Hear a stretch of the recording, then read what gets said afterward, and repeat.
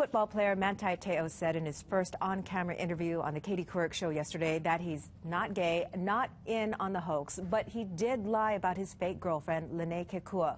In the exclusive interview, Te'o shares his personal voicemail messages from the girlfriend he never met in person. The New York Daily reports that the lawyer of Renaya Tuiasosopo, the man behind the hoax, admits it was his client's voice the whole time. Now, Mahia talks with former San Francisco 49er Jesse Sapolu as he weighs in on Te'o's girlfriend hoax. Mahia?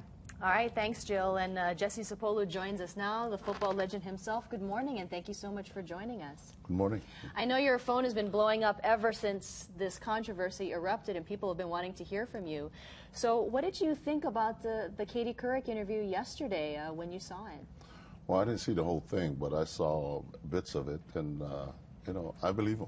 I mean, it's one of those deals where, unfortunately, Manti is one of the best football players in college football, and the internet has left a lot of people victims, and he is one of those victims. And but people are going to want to believe what they want to believe. But I know Manti.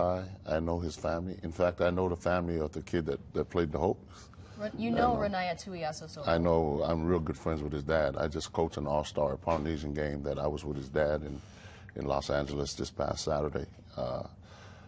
They're good families, but you know, I have kids that are older than Manti Te'o, and they make mistakes. And I'm sure when he realized that it was a hoax and he was such a media obsession as far as college football is concerned, you know, he didn't know how to tell his dad, and that's what the situation is. Let me ask you about Renaya, since you do know him. You know, yesterday Manti said that Renaya said he just wanted to help him, and that's how this whole hoax started. I mean, why do you think Renaya did such a hoax like this? I mean, it was very, very complicated with so many different players.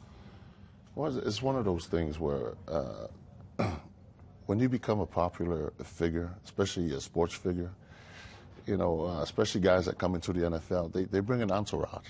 And it's kind of similar to, you know, people want to be connected to Manti, to say that they know Manti. And unfortunately, this hoax turned into where it got bigger and bigger to where these young kids couldn't control it. And it came out, but by the time it came out and Manti realized it, you know, the whole school and the whole institution, the University of Notre Dame, were emotionally invested in this girl, Lene Kekua. Is that why you think that Manti wasn't completely truthful to the media even after learning about the hoax? I mean, he still stuck with his story. Well, you know, you have to understand when you're going on tours and you're getting awards left and right, you're getting prepared to play at the biggest game of your life, and then something like that comes up, you don't want to disappoint people. And it's scary for a 22-year-old. But I believe in the family.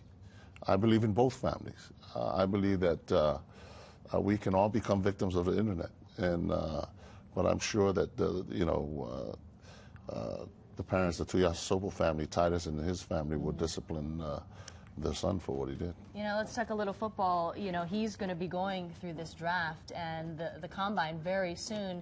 Do you think this will affect his draft status? Absolutely not. I mean, he did something that a lot of people become victims of. He didn't kill anybody.